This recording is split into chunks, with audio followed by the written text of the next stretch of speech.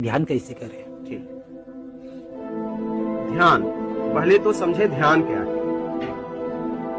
ध्यान, जब मुझे कुछ चाहिए तो ध्यान घटित हो जाता है। तो ध्यान तो स्वतः अपने आप घटित होता है, ध्यान करना नहीं है। ध्यान स्वाभाविक घटित हो रहा है। ध्यान को समझना है घटित कहाँ हो रहा है। जो मुझे चाहिए उस पे ध्यान घटित हो जाता है। जैसे मुझे भोजन चाहिए, ध्यान कहाँ चला जाता है? भोजन पे।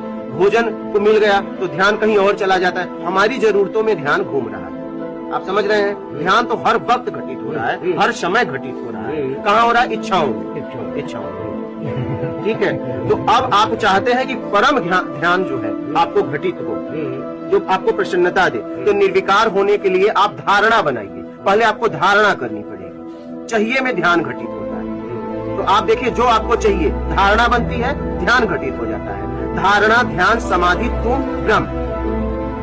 समझ रहे हैं?